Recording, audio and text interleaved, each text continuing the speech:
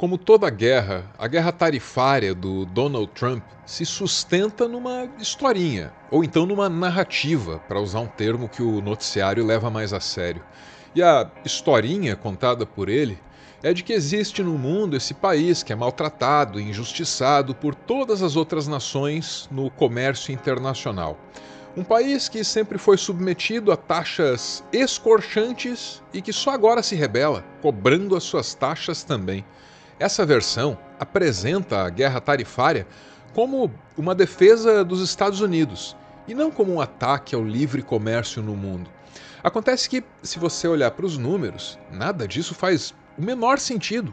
O comércio internacional não prejudica os Estados Unidos, não. Pelo contrário. Então, não há racionalidade econômica na medida que foi tomada. E se não há racionalidade econômica, então que outra racionalidade pode haver? Há muito debate sobre isso por aí. A real motivação para essa guerra pode estar nos interesses políticos do Donald Trump, pode estar na defesa da hegemonia dos Estados Unidos, pode estar na combinação dessas duas coisas. Tem muitas hipóteses, tem muitas dúvidas também, e todo mundo se pergunta por que o Donald Trump se lançou nessa guerra tarifária. Ele faz porque ele pode. É uma resposta de quem não explica porque não precisa e também porque não convém. É um mau sinal para a democracia dos Estados Unidos. O presidente, que já não gostava de dar satisfação para o Congresso e para a Justiça, agora não se dá mais ao trabalho de dar satisfação para a opinião pública. Ele faz porque ele pode. E só ele pode. Nobody else would be able to do it. We have tariffs going on because we want tariffs. Temos tarifas porque queremos tarifas. Essa frase, por mais ridícula que pareça, é muito importante. Tem um significado gigantesco para o mundo inteiro. Nos Estados Unidos, essa pátria tão orgulhosa da sua própria democracia, o presidente já não presta satisfação a ninguém.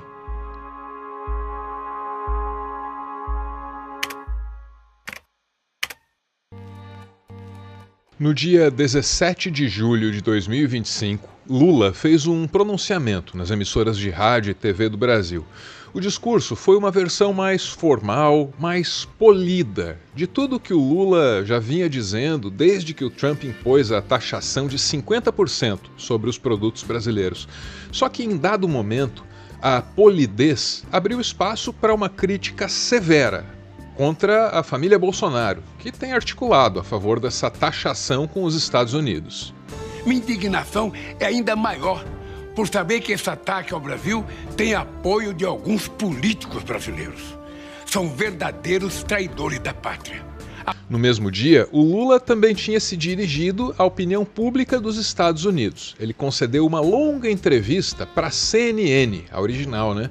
E nessa entrevista aí, ele não tratou do Bolsonaro, tratou do Trump. What we cannot have is a President Trump forgetting that he was elected to govern the US. He was elected not to be the emperor of the world. Lula usou a TV do Brasil para denunciar ao Brasil esses que ele chamou de traidores da pátria. E a TV dos Estados Unidos para denunciar aos Estados Unidos esse que ele chamou de o imperador do mundo.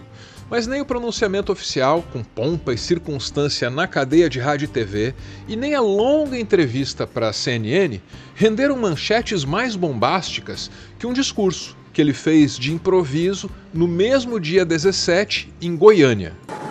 Ele, na verdade, ele agora tem que ser tratado por nós como os traidores do século XX e do século XXI da história desse país.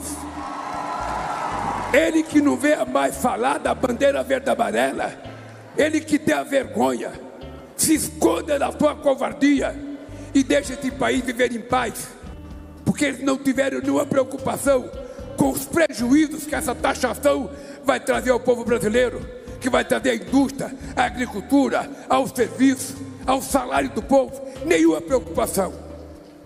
Então eu estou muito tranquilo. A denúncia aos traidores da pátria é muito mais enfática no palanque da UNE que no pronunciamento oficial. E na hora de falar de Trump, aí o Lula usou outros termos, outro vocabulário. Não é um gringo que vai dar ordem a esse presidente da República. Não é.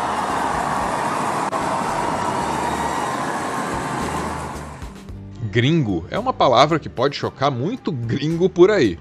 E tá aí a agência Reuters. Lula diz que não aceita ordens do gringo. Um gringo que já tinha taxado mais de 150 países sem que ninguém se apresentasse para discutir com ele de igual para igual na mídia do mundo inteiro. A China, que foi o alvo preferencial da guerra tarifária, prefere lidar com essa disputa através dos comunicados, que são lidos de maneira solene pela voz serena da porta-voz do Ministério das Relações Exteriores deles. Mas isso não significa que a China não se posicione, né? Se posiciona sim, inclusive em defesa do Brasil. A China criticou hoje as tarifas impostas pelo presidente Donald Trump aos produtos brasileiros. Em declaração, a porta-voz do Ministério de Relações Exteriores da China, Mao Ning, disse que o respeito à soberania das nações é um dos princípios fundamentais da ONU, a Organização das Nações Unidas. Tarifas não devem ser usadas como instrumento de coerção, intimidação ou interferência nos assuntos internos de outros países, disse. A estratégia da China faz sentido para a China, que é vista pelos Estados Unidos como uma potência emergente, que ameaça o domínio deles e tal. Se tentasse disputar a narrativa na TV dos Estados Unidos com o Trump, o Xi Jinping seria visto como um inimigo externo. Não é o caso do Lula. O Lula é o presidente de um país que fica nessa região do mundo que os Estados Unidos consideram um quintal. A relação é outra, e isso é parte do que dá condições para que o Lula se coloque como uma voz ativa contra o tarifaço. Eu sou jogador de truco.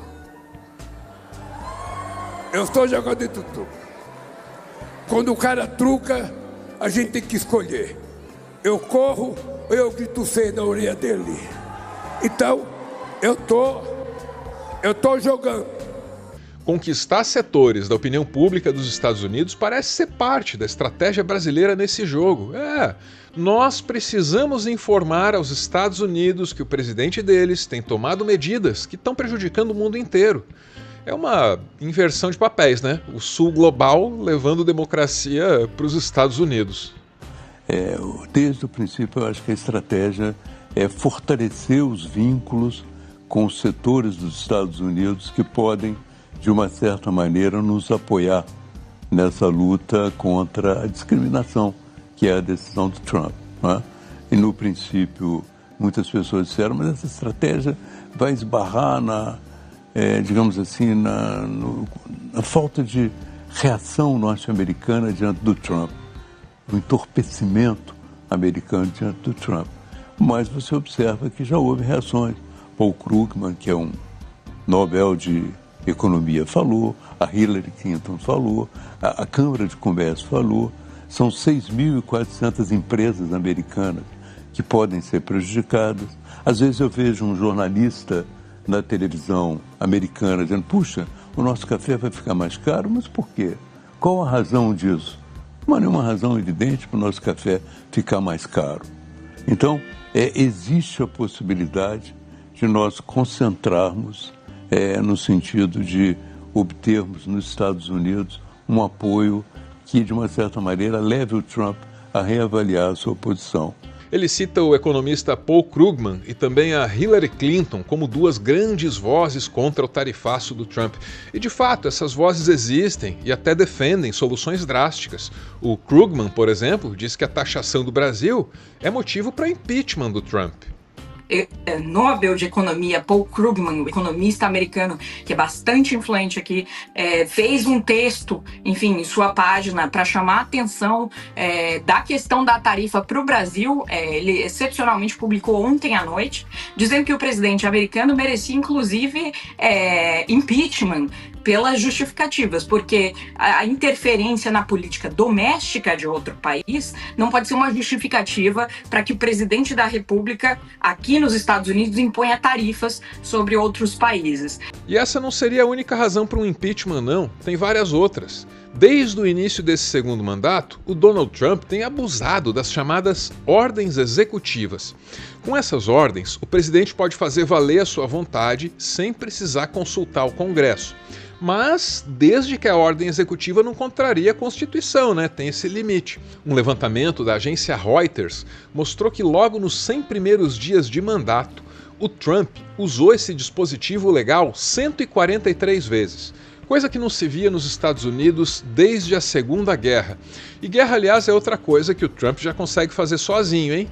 Será que o Trump violou a Constituição ao bombardear o Irã? É na CNN Internacional. A administração está se baseando na autoridade do presidente prevista no artigo 2º da Constituição, disseram 2 altos funcionários do governo à CNN, que afirmam que ele tem poder para direcionar as forças militares dos Estados Unidos em ações necessárias para promover os interesses nacionais americanos no exterior. Mas essa não é uma visão compartilhada por muitos especialistas jurídicos, nem amplamente apoiada por legisladores democratas e republicanos, que apontam para a afirmação inequívoca da Constituição de que apenas o Congresso pode declarar guerra. E existem outros exemplos de como o Donald Trump tem expandido os poderes da presidência para muito além daquilo que está previsto na Constituição dos Estados Unidos. Desde o início do mandato, ele começou a apertar o cerco contra os imigrantes. Aí protestos eclodiram, primeiro em Los Angeles, depois em outras cidades. Diante dos protestos, o que é que ele fez? Ele enviou forças nacionais para Los Angeles, por exemplo, e sem nem consultar o governador do estado. A crise entre o presidente Donald Trump e o estado da Califórnia atingiu um novo patamar nesta segunda-feira.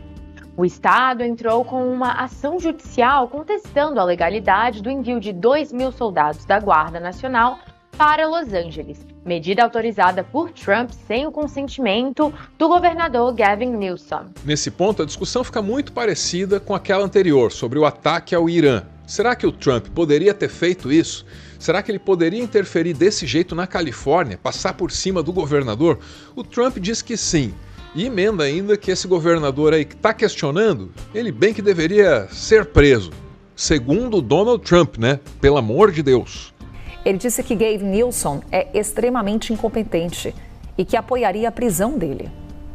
De acordo com a Procuradoria-Geral, a soberania do Estado foi desrespeitada com a medida e, por isso, o ato deveria ser anulado. Do outro lado, o presidente americano defendeu a prisão do governador da Califórnia e disse que ele e a prefeita de Los Angeles deveriam agradecer pela presença da Guarda Nacional. Segundo Trump, sem as tropas federais, a cidade estaria totalmente destruída. Não há limite ao poder legal do presidente dos Estados Unidos que não tenha sido testado e ampliado pelo Donald Trump. O Lula virou manchete em tudo quanto é canto da mídia dos Estados Unidos por dizer para a CNN que o Trump se comporta como um imperador diante do Brasil. Só que, como se percebe, não é só diante do Brasil, não. Ele se comporta como um imperador diante das instituições dos Estados Unidos também. The president is certainly not trying to be the emperor of the world. He is a strong president for the United States of America, and he's also the leader of the free world. A Casa Branca nega essa coisa de Trump imperador, claro que nega. Só que na mídia dos Estados Unidos tem toda uma discussão muito intensa sobre como o Trump tem expandido os poderes presidenciais. Essa discussão tomou corpo em fevereiro de 2025, quando o Trump usou uma daquelas ordens executivas para acabar com a independência de todas as agências reguladoras. Isso foi uma arbitrariedade de consequências imensas que os Estados Unidos ainda estão começando a sentir e tentando entender, junto com a possibilidade de que o Trump simplesmente não saia mais da presidência. A Constituição não permite que ele tenha um terceiro mandato, só que ele quer. E aí a imprensa perguntou se ele estava de zoeira quando disse isso. E ele disse que não estava brincando. Só faltou dizer, teremos um terceiro mandato porque eu quero um terceiro mandato. E essa é mais uma postura que faz com que pelo menos uma parte da imprensa dos Estados Unidos veja em Donald Trump um imperador de fato. Então o Lula não foi o primeiro a dizer que o Trump se comporta como um imperador. Na verdade, até a The Economist já tinha dito isso antes. E tinha dito porque é óbvio demais para negar. A questão é, De onde vêm então esses poderes imperiais? Como Trump consegue fazer tudo isso? Você poderia pensar que ele pode tudo porque é popular, mas não é isso não se engane. E saiu uma pesquisa que indica que ele tem a pior avaliação para um presidente americano após 100 dias de governo nos últimos 80 anos. Essa pesquisa é uma pesquisa que é do jornal Washington Post, da TV, da rede de televisão ABC e também do Instituto de Pesquisa Ipsos. Mais de 55% da população dos Estados Unidos não gosta de como Trump tem governado. A popularidade dele está em queda por uma série de razões e agora o Trump lida com um assunto que é tão sensível, mas tão sensível, que faz com que até uma parte dos apoiadores dele saiam por aí queimando o bonezinho famoso deles lá. É o caso Jeffrey Epstein. É um assunto polêmico e constrangedor, que aos poucos vai fazendo todo o telejornal dos Estados Unidos parecer um cabaré. A gente fala desse caso em instantes. Antes, porém, eu abro um parênteses nesse textão para falar de um outro tema igualmente polarizador. Sedem é uma tira, geralmente de lã ou de crina de cavalo, que é presa na virilha do boi durante as provas de rodeio. E essa tira estimula o bicho a pular. O sedem também pode ser chamado de cinta de flanco ou só de cinta. E o sedem é uma coisa muito, mas muito controversa. Quem promove os rodeios garante que isso não machuca o boi, mas os ativistas da causa animal questionam muito e chegam a dizer que isso pode configurar alguma espécie de tortura. Um homem não é um boi, mas acredite se eu te disser que muitas cuecas têm vocação para ser sedem. Talvez você tenha passado a vida inteira usando uma cueca do tipo sedem e aí se acostumou com o desconforto, de maneira que parou de questionar esse negócio. E aí você começa a acreditar que usar cueca é assim mesmo, é sempre desconfortável, mas não precisa ser. Senhoras e senhores, a cueca performance da Insider. Tá aí para te libertar. É feita com um tecido que é a coisa mais moderna que a indústria têxtil tem a oferecer. Tecnologia anti-odor, maleabilidade perfeita, respira bem, ótimo. E aí vem o design e a manufatura, que também são de ponta. Se você achar que eu estou exagerando, dá uma olhada nas avaliações desse produto lá no site da Insider. Você inevitavelmente vai concluir que essa experiência pode ser legal para você. E quando você chegar a essa conclusão, aí você usa o meu cupom, que nesse mês veio mais forte e vai te dar 20% de desconto. Álvaro Borba é o meu santo nome. E usá-lo assim definitivamente não será em vão. O caminho para sua liberdade começa com um link que está fixado ali na caixa de comentários. Mais do que um comercial, esse é um grito de liberdade. Liberte-se do seu sedem. E fecha parênteses. Trump se elegeu presidente com o apoio de Elon Musk. Vitorioso, ele deu a Musk um bom espaço no governo, o Departamento de Eficiência Governamental. Durante os primeiros meses, a convivência parecia boa, pacífica, até que veio um rompimento esquisitíssimo, com Musk aparecendo no último dia de olho roxo, acreditando o ferimento a um soco do filhinho dele. Musk saiu do governo muito bravo, denunciando Donald Trump. Tá aí, hora de jogar a bomba grandona. Trump está nos arquivos Epstein e é por isso que eles não foram divulgados. Beleza, agora quem é Epstein? O milionário Jeffrey Epstein, acusado de exploração e abuso sexual de dezenas de meninas menores de idade no início dos anos 2000. Nas festas produzidas pelo magnata estavam celebridades e também políticos, como o ex-presidente Bill Clinton e Donald Trump. Em 2002, Trump disse à revista New York que conhecia Epstein há 15 anos e que ele era muito divertido. Em julho de 2019, a justiça americana formalizou a acusação e um mês depois, Epstein se matou na prisão. Essa é a versão oficial sobre a morte dele. E muita gente, especialmente muita gente na base do Donald Trump, não acredita nisso, cria teorias conspiratórias em cima. E por causa de quem Jeffrey Epstein era, então das ligações dele com pessoas muito poderosas, inclusive o próprio Donald Trump, mas também outros empresários, integrantes da família real britânica, logo começaram a circular várias teorias da conspiração sobre a morte dele, sobre se ele teria de fato se suicidado ou não e sobre a possibilidade de uma lista de clientes, de nomes poderosos que teriam feito parte do esquema de tráfico de menores também, junto com Jeffrey Epstein. Então a morte dele teria sido de alguma forma para evitar que essa lista de nomes vazasse. Essa teoria da conspiração ganhou força nas últimas semanas, muito em função do próprio Donald Trump, porque ele demitiu a promotora responsável pelo caso e não se deu ao trabalho de explicar por quê. Demitiu porque quis. Maureen Comey, a promotora demitida, é filha do ex-diretor do FBI, James Comey, demitido por Trump no primeiro mandato por ter investigado a interferência da Rússia na eleição presidencial de 2016.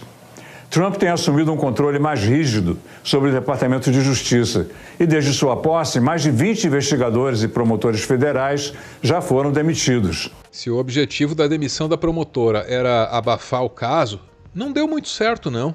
O que antes era assunto para rede social e para teoria conspiratória foi parar na TV aberta, foi virar pauta do noticiário tido como sério.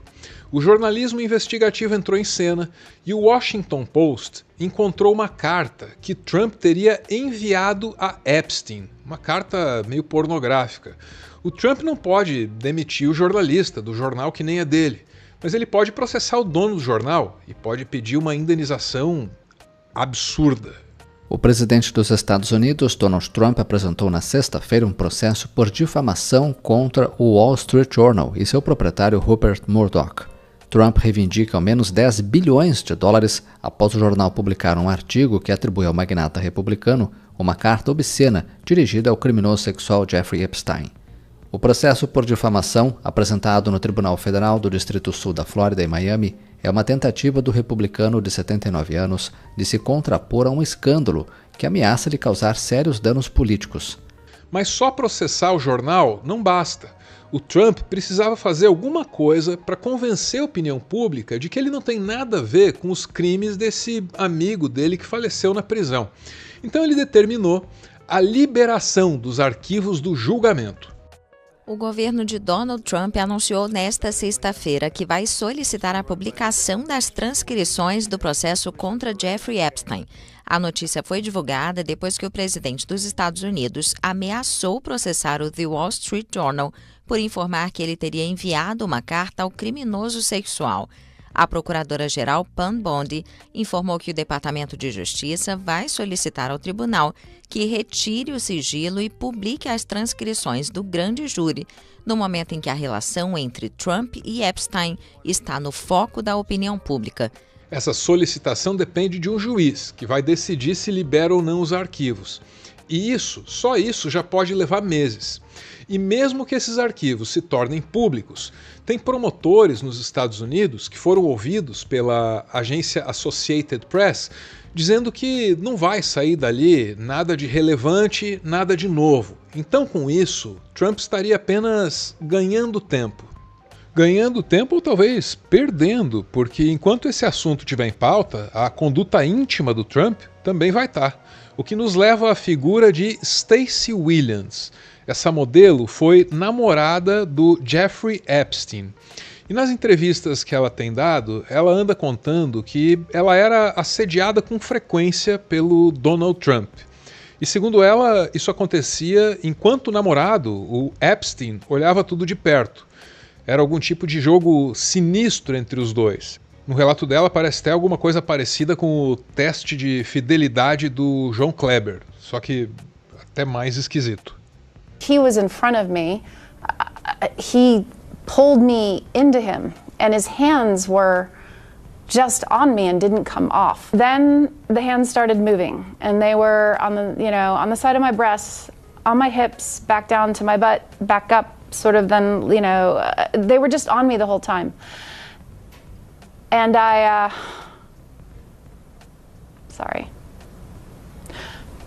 froze.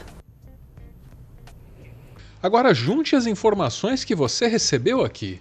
O Donald Trump, metido nesse escândalo, é o mesmo que governa por ordem executiva, que quer prender governador, que demite quem ousa investigá-lo.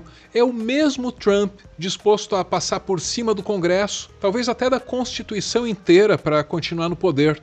E esse é o homem que quer ensinar para o Brasil o que é democracia. Mas isso não significa que o Brasil não tenha nada a aprender com os Estados Unidos. Toda essa escalada autoritária e essa decadência moral só se tornaram possíveis porque eles não levaram o incidente do Capitólio a sério. Mais uma razão para contrariar a vontade do Donald Trump e punir exemplarmente quem nos proporcionou aquele fatídico 8 de janeiro.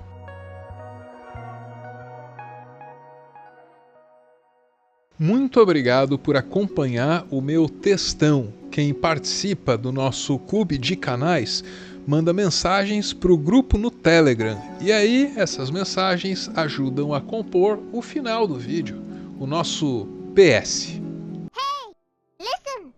Só prova que a dita maior democracia do mundo está se tornando a maior ditadura. A democracia liberal não foi capaz de responder aos anseios e necessidades contemporâneas. Cumprir o ritual eleitoral a cada 4 ou 5 anos não é mais suficiente. O sistema político e os partidos caíram no descrédito. Por essa razão, conversamos sobre o fortalecimento das instituições democráticas e do multilateralismo, em face dos sucessivos ataques que vem sofrendo. Acho interessante que não só essa matéria da Reuters, mas como vários outros dados e gráficos estão fazendo muitas comparações diretas ao que está acontecendo agora no mundo com situações de exceção da Segunda Guerra. E eu realmente acredito que, além dessa questão toda tarifária, o Trump está querendo, de alguma forma, causar uma aceleração de uma crise econômica global para que isso gere como gerou a Primeira e a Segunda Guerra Mundial. Nesse momento em que o extremismo tenta reeditar práticas intervencionistas, precisamos atuar juntos. A defesa da democracia não cabe somente aos governos. Requer participação ativa da academia, dos parlamentos, da sociedade civil, da mídia e do setor privado. Vocês falaram de guerra e daí eu lembrei de um negócio, eu lembrei do Bannon, do Steve Bannon. Aqui, aí tem um textinho que parece que é exatamente isso que está acontecendo, ó. As ideias de Steve Bannon, frequentemente associadas ao movimento da extrema-direita e ao trumpismo, são caracterizadas por um nacionalismo populista com foco na defesa da soberania nacional e na rejeição de valores liberais e globalistas. Bannon defende uma visão de mundo baseada no confronto entre civilizações, onde a cultura ocidental estaria sob ameaça de forças externas e internas. Cara, eu acho que essas são exatamente as ideias do Bannon. Acho que o que está acontecendo agora é isso, é a cartilha do Bannon. Liberdade de expressão.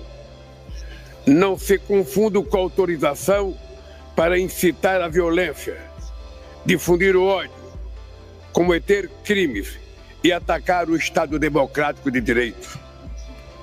Reconhecemos a urgência de lutar contra todas as formas de desigualdade. Agora sim, com tudo dito, eu aproveito para te fazer aquele humilde convite.